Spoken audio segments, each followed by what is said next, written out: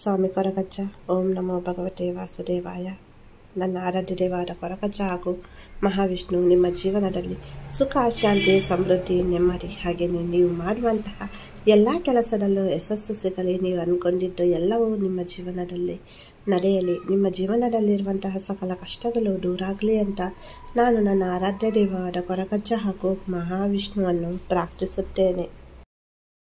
ನಿಮಗೆ ನಾನು ಮಾಡುವಂತಹ ವೀಡಿಯೋಸಿಂದ ಯೂಸ್ ಇದೆ, ಹೆಲ್ಪ್ ಆಗ್ತಾ ಉಂಟು ಅಂದರೆ ಪ್ಲೀಸ್ ನಮ್ಮ ಚಾನಲನ್ನು ಸಬ್ಸ್ಕ್ರೈಬ್ ಮಾಡಿ. ಹಾಗೆಯೇ ವಿಡಿಯೋ ಇಷ್ಟ ಆದರೆ ಒಂದು ಲೈಕ್ ಮಾಡಿ.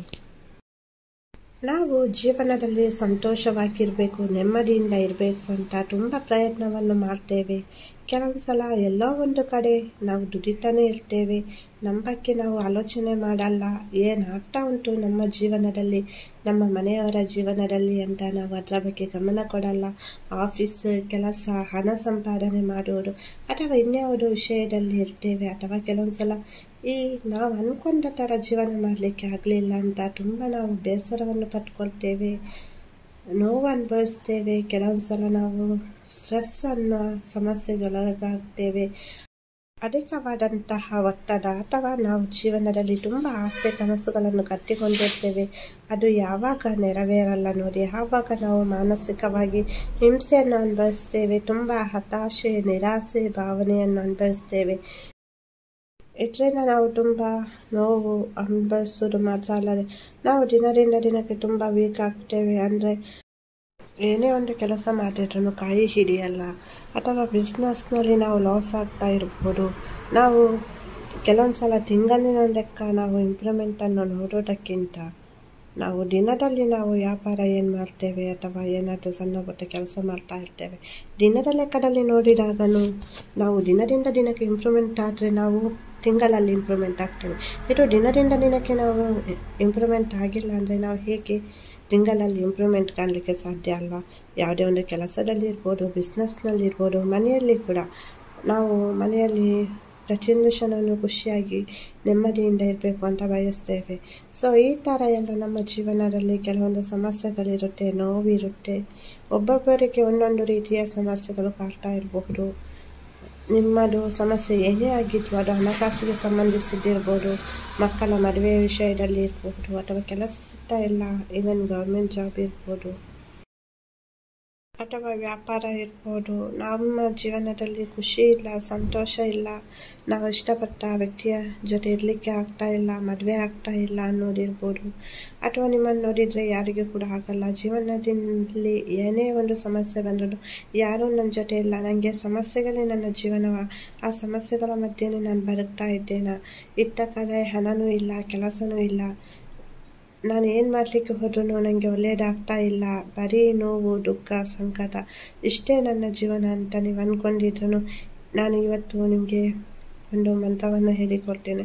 ಸೊ ಅದರಿಂದ ನೀವು ತುಂಬ ಖುಷಿಯಾಗಿ ನೆಮ್ಮದಿಯ ಜೀವನವನ್ನು ಮಾಡ್ಬೋದು. ನೋಡಿ, ಇದನ್ನು ಮಾಡಲಿಕ್ಕೆ ಯಾವುದೇ ಒಂದು ನಿಯಮ ಅಂತ ಇಲ್ಲ. ನೀವು ಜಸ್ಟ್ ಇದನ್ನು ಒಂದು 3 ನಿಮಿಷ ಮಾಡಿದರೆ ಸಾಕು. ಬೆಳಿಗ್ಗೆ ಎದ್ಬಿಟ್ಟು ನೋಡಿ, ನೀವು 3 ನಿಮಿಷ ಮಾಡಿ ಮತ್ತೆ ಉಳಿದ 23 ಗಂಟೆ 57 ನಿಮಿಷಗಳು ನಿಮ್ಮ ಕಂಟ್ರೋಲ್ನಲ್ಲಿ ನೀವು ಯಾವ ಥರ ಇರಬೇಕು ಅಂತ ಅಂದ್ಕೊಳ್ತೀರಾ ಆ ದಿನ. ವ್ಯಾಪಾರ ಮಾಡುವವರಾದರೆ ನನ್ನ ಶಾಪಲ್ಲಿ ಇವತ್ತು ಚೆನ್ನಾಗಿ ವ್ಯಾಪಾರ ಆಗಬೇಕು, ಅಥವಾ ನೀವು ಇನ್ನೇನು ರಿಯಲ್ ಎಸ್ಟೇಟ್ ಕೆಲಸ ಮಾಡ್ತಾ ಇರ್ಬೋದು, ಅಥವಾ ಪ್ರೈವೇಟ್ ಜಾಬ್ ಮಾಡ್ತಾ ಇರ್ಬೋದು, ಅಥವಾ ಗೌರ್ಮೆಂಟ್ ಜಾಬಲ್ಲಿ ಕೂಡ ಕೆಲವೊಂದು ಸಲ ಕಿರಿಕಿರಿ ಇರುತ್ತೆ. ಸೊ ನನ್ನ ದಿನ ಚೆನ್ನಾಗಿರಬೇಕು, ನನ್ನ ಫೇವರ್ ಆಗಿ ಎಲ್ಲ ನಡಿಬೇಕು, ಅಂದರೆ ನನಗೆ ಖುಷಿ ಆಗೋ ಥರ ಆಗಬೇಕು, ನನ್ನಿಂದ ಏನೇ ಒಂದು ರಾಂಗ್ ಆಗಬಾರ್ದು, ನನಗೆ ವರ್ಕ್ ಪ್ಲೇಸಲ್ಲಿ ಒಂದು ಎಲ್ಲರೂ ನನ್ನನ್ನು ಗುರುತಿಸಬೇಕು, ನನ್ನ ವರ್ಕ್ ಕೆಲಸ ಸರಿಯಾಗಿ ನಡೀಬೇಕು, ಮನೆಯಲ್ಲಿ ಶಾಂತಿ ಇರಬೇಕು, ನೆಮ್ಮದಿ ಇರಬೇಕು, ಗಂಡನಿಗೆ ನನ್ನನ್ನು ನೋಡಿದರೆ ಪ್ರೀತಿ ಜಾಸ್ತಿ ಆಗಬೇಕು, ನಮ್ಮಿಬ್ಬರ ಮಧ್ಯೆ ಬಾಂಧವ್ಯ ಜಾಸ್ತಿ ಆಗಬೇಕು, ಪ್ರೇಮಿಗಳ ಮಧ್ಯೆನೂ ನಮ್ಮಿಬ್ಬರ ಮಧ್ಯೆ ಇರುವಂತಹ ಮಿಸ್ಅಂಡರ್ಸ್ಟ್ಯಾಂಡಿಂಗ್ ದೂರ ಆಗಬೇಕು, ನನ್ನ ಆರೋಗ್ಯ ಸುಧಾರಿಸಬೇಕು, ನನಗೆ ಹಣದ ಅರಿವು ಜಾಸ್ತಿ ಆಗಬೇಕು. ನೋಡಿ ಏನು ನಿಮ್ಮ ಸಮಸ್ಯೆ ಇರುತ್ತೆ ನೋಡಿ, ಅದನ್ನು ನೀವು ಇಲ್ಲಿ ಹೇಳ್ಕೊಳ್ಬೇಕಾಗುತ್ತೆ, ಪ್ರಾಕ್ಟೀಸ್ ಬೇಕಾಗುತ್ತೆ. ಸ್ನಾನ ಮಾಡಿ ಮಾಡಬೇಕು, ಪೂಜೆ ಮಾಡಿ ಮಾಡಬೇಕು ಅನ್ನುವ ನಿಯಮ ಅಂತೂ ಏನೂ ಇಲ್ಲ. ಅಂದರೆ ಇಲ್ಲಿ ನೀವು ಮಾಡುವಂಥದ್ದು ಪರಿಶುದ್ಧವಾದ ಮನಸ್ಸಿನಿಂದ ಮಾಡಬೇಕಾಗುತ್ತೆ. ಏನು ಮಾಡಬೇಕು ಅಂದರೆ ಇದನ್ನು ನೀವು ಸ್ವಲ್ಪ ಬೇಗ ನೀವು ಬೇಗ ಹೇಳ್ಬೇಕಾಗುತ್ತೆ. ಸೂರ್ಯೋದಯಕ್ಕಿಂತ ಮುಂಚೆ ನೀವು ಈ ಮಂತ್ರವನ್ನು ಹೇಳಿದರೆ ತುಂಬ ಒಳ್ಳೆಯದಾಗುತ್ತೆ. ಟ್ರೈ ಮಾಡಿ. ಕೆಲವರು ಸೂರ್ಯೋದಯ ಆದ ನಂತರ ಎದ್ದೇಳುವವರು ಇರ್ತಾರೆ.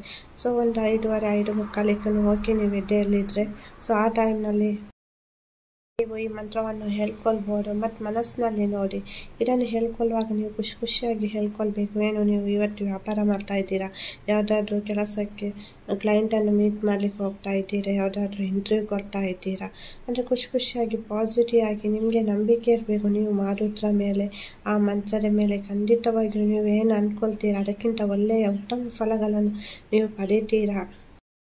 ಜೀವನದಲ್ಲಿ ನೋವುಂಟು, ಸಮಸ್ಯೆ ಉಂಟಂತ ಅದನ್ನು ರಾತ್ರಿ ಅಂತೂ ನೀವು ಆಲೋಚನೆ ಮಾಡಿಬಿಟ್ಟೇ ಮಲಗ್ತೀರ. ಪುನಃ ಬೆಳಗ್ಗೆ ಎದ್ದ ತಕ್ಷಣ ಅಯ್ಯೋ ಇವತ್ತು ವ್ಯಾಪಾರ ಆಗಿಲ್ಲ ಅಂದರೆ ಏನು ಮಾಡೋದು, ಅಯ್ಯೋ ಅವರಿಂದ ನಮಗೆ ಇವತ್ತು ಕಾಲ್ ಬಂದಿಲ್ಲ ಅಂದರೆ ಏನು ಮಾಡೋದು, ಎಕ್ಸಾಮ್ಗೆ ನಾನು ಚೆನ್ನಾಗಿ ಓದಿಲ್ಲ ಅಂದರೆ ಕ್ಲಿಯರ್ ಆಗುತ್ತಾ, ನನಗೆ ಆ ಕಡೆಯಿಂದ ಟೆನ್ಷನ್ ಈ ಕಡೆಯಿಂದ ಟೆನ್ಷನ್, ಅಯ್ಯೋ ಹೆಲ್ತ್ ಸರಿ ಇಲ್ಲ, ಅದನ್ನೇ ನೀವು ಬೆಳಿಗ್ಗೆನೂ ಆಲೋಚನೆ ಮಾಡ್ತಾಯಿದ್ರೆ ಇರುವ ಅಂದರೆ ಅಲ್ಲಿ ನೆಗೆಟಿವ್ ವೈಬ್ರೇಷನನ್ನು ನೀವೇ ಫೋರ್ಸ್ ಮಾಡಿ ತಳ್ತಾ ಇರ್ತೀರ.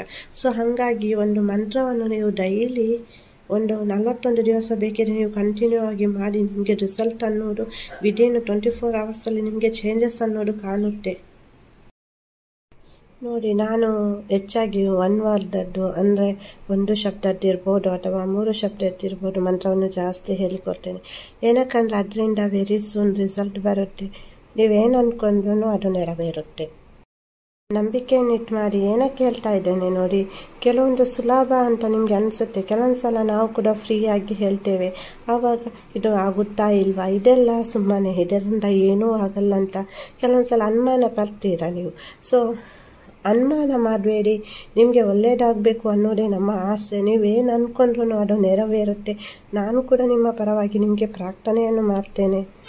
ಮತ್ತು ಇಲ್ಲಿ ನಿಮಗೆ ನಂಬಿಕೆ ಇರಬೇಕು, ಒಳ್ಳೆಯದಾಗುತ್ತೆ ನನಗೆ ಇದರಿಂದ ಏನಾಗುತ್ತೆ. ಕೆಲವೊಂದು ಸಲ ನೀವು ಅಂದ್ಕೊಳ್ತೀರ, ಅಯ್ಯೋ ಇದೆಲ್ಲ ಆಗುತ್ತಾ, ನಾನು ಎಷ್ಟು ಖರ್ಚು ಮಾಡಿದೆ, ಎಷ್ಟು ಪೂಜೆ ಮಾಡಿದೆ, ನಾನು ಕೆಲವೊಂದು ಪ್ರಶ್ನೆ ಹಾಕಿ ಕೇಳಿದೆ, ಕೆಲವೊಂದು ವಿಧದ ಪ್ರಶ್ನೆಗಳಿರುತ್ತೆ ಅಲ್ಲಿ ಕೂಡ ಹೋಗಿ ಕೇಳಿದೆ, ಎಷ್ಟೋ ದೇವಸ್ಥಾನಕ್ಕೆ ಹೋದೆ, ಎಷ್ಟೋ ಜನರನ್ನು ಭೇಟಿಯಾಗಿ ಬಂದರೆ, ಎಷ್ಟೋ ಪೂಜೆ ಮಾಡಿದೆ, ಪುರಸ್ಕಾರ ಕೊಟ್ಟೆ, ಏನೂ ಆಗಿಲ್ಲ, ಎಷ್ಟೇ ನಾನು ಕಷ್ಟಪಟ್ಟರೂ ಆಗಲಿಲ್ಲ, ಎಷ್ಟೇ ಪ್ರಯತ್ನ ಪಟ್ಟರೂ ಯಾವುದೇ ದೇವರು ನನಗೆ ಒಲಿದಿಲ್ಲ ಅನ್ನೋದಾದರೂ ನೀವೊಂದು ಮಂತ್ರದಿಂದ ಖಂಡಿತವಾಗಿಯೂ ನಿಮ್ಮದು ಏನೇ ಒಂದು ಸಮಸ್ಯೆ ಇದ್ರೂ, ಏನೇ ಒಂದು ಆರ್ಥಿಕವಾಗಿರ್ಬೋದು, ಮಾನಸಿಕವಾಗಿರ್ಬೋದು, ದೈಹಿಕವಾಗಿರ್ಬೋದು, ಅಥವಾ ನಿಮ್ಮ ಜೀವನದಲ್ಲಿ ನೀವು ಏಳಿಗೆ ಆಗ್ತಾ ಇಲ್ಲ, ನೀವು ಅಂದ್ಕೊಂಡಿದ್ದು ಏನೂ ಆಗ್ತಾ ಇಲ್ಲ ಅಂದ್ರೂ ಈ ಒಂದು 3 ಪದದ ಶಬ್ದದ ಮಂತ್ರದಿಂದ ನಿಮ್ಮ ಜೀವನದಲ್ಲಿ ಅದ್ಭುತ ಚಮತ್ಕಾರ ನಡೆಯುತ್ತೆ.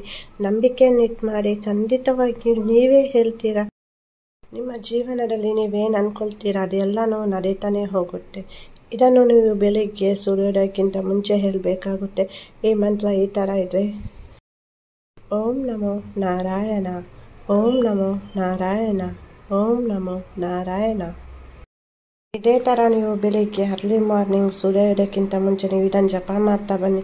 ಖಂಡಿತವಾಗಿ ನಿಮ್ಮ ಜೀವನದಲ್ಲಿ ತುಂಬ ಚೇಂಜಸ್ಸನ್ನು ನೋಡ್ತೀರಾ. ಅದು 24 ಗಂಟೆಯಲ್ಲಿ ನಿಮಗೆ ಒಂದು ಇದರಿಂದ ದೈಹಿಕ ಶಕ್ತಿ, ದೈಹಿಕ ವೈಬ್ರೇಷನ್ ಅನ್ನೋದು ಸಿಗುತ್ತೆ, ನಿಮಗೆ ಗೊತ್ತಾಗುತ್ತೆ. ಮತ್ತು ಇದನ್ನು ನಮ್ಮ ಹೆಣ್ಮಕ್ಳು ಡೇ ಟೈಮಲ್ಲಿ ಮಾಡೋದು ಬೇಡ ಅಂತ ಹೇಳ್ತೇನೆ. ಮತ್ತು ನೀವು ನೋಡಿ, ಈ ಮಂತ್ರವನ್ನು ಒಂದು 3 ಶಬ್ದ ಈ ಮಂತ್ರವನ್ನು ಜಪ ಮಾಡ್ತಾ ಬನ್ನಿ. ನಿಮ್ಮ ಎಂಥದ್ದೇ ಒಂದು ಆಸೆ ಕೋರಿಕೆ ಇರ್ಬೋದು, ಅದು ನೆರವೇರುತ್ತೆ. ನೀವು ಹೇಳ್ಕೊಳ್ಬೇಕು ಅಂತ ಇಲ್ಲ. ಜೀವನದಲ್ಲಿ ನೀವು ಪ್ರಗತಿಯನ್ನು, ಅಭಿವೃದ್ಧಿಯನ್ನು, ಏಳಿಗೆಯನ್ನು ಕಾಣ್ತಾ ಹೋಗ್ತೀರಾ ದಿನದಿಂದ ದಿನಕ್ಕೆ. ನಿಮ್ಮ ಆಸೆ, ಕನಸು, ಸಂತೋಷ, ನೆಮ್ಮದಿ ದಿನದಿಂದ ದಿನಕ್ಕೆ ಜಾಸ್ತಿ ಆಗ್ತಾ ಹೋಗುತ್ತೆ. ಅಂದರೆ ಇಲ್ಲಿ ನೀವು ಪ್ರತಿದಿನ ಇದನ್ನು ಹೇಳೋದ್ರಿಂದ ನೋಡಿ, ಇದನ್ನು ಇಷ್ಟೇ ಬಾರಿ ಹೇಳಬೇಕು ಅಂತ ಹೇಳ್ತಾ ಇಲ್ಲ. ನಿಮ್ಮಿಂದ ಸಾಧ್ಯ ಆದರೆ 21 ಬಾರಿ ಹೇಳಿ, ಆಗ್ತಾ ಇಲ್ಲ ನನಗೆ ಅಂದರೆ ನಿಮಗೆ ಒಂದು 3 ಬಾರಿನೂ ಹೇಳ್ಬೋದು. 108 ಬಾರಿ ಹೇಳಿದರೆ ತುಂಬ ಒಳ್ಳೆಯದು. ಅದಕ್ಕೋಸ್ಕರ ಹೇಳ್ತಾ ಇದ್ದೇನೆ. ನಾನು ಕೂಡ ನನ್ನ ಪ್ರಾರ್ಥನೆಯ ಸಮಯದಲ್ಲಿ ನಿಮಗೋಸ್ಕರ ಪ್ರಾರ್ಥನೆಯನ್ನು ಮಾಡ್ತೇನೆ. ನಿಮ್ಮ ಜೀವನದಲ್ಲಿ ಏನಾದರೂ ಸಮಸ್ಯೆ ಉಂಟು, ನೋವುಂಟು, ಹೇಳಿಕೊಳ್ಳಲಾಗದಂತಹ ಏನಾದರೂ ಸಮಸ್ಯೆ ಇರ್ಬೋದು, ನಾನು ನನ್ನ ಪ್ರಾರ್ಥನೆಯ ಸಮಯದಲ್ಲಿ ನಿಮಗೋಸ್ಕರ ಪ್ರಾರ್ಥನೆಯನ್ನು ಮಾಡ್ತೇನೆ. ನಂಬಿಕೆಯಿಂದ ಇರಿ. ರಿಸಲ್ಟ್ ಬಂದ ನಂತರ ಥ್ಯಾಂಕ್ ಯು ಗಾಡ್ ಅಂತ ಹೇಳಿ ನಿಮ್ಮ ಅನುಭವವನ್ನು 1-2 ಮಾತಿನಲ್ಲಿ ಹೇಳಿ. ಇವತ್ತಿನ ವಿಡಿಯೋ ಇಷ್ಟ ಆದರೆ ಒಂದು ಲೈಕ್ ಮಾಡಿ. ಹಾಗೆಯೇ ವಿಡಿಯೋ ನೋಡಿದ್ದಕ್ಕಾಗಿ ಧನ್ಯವಾದಗಳು.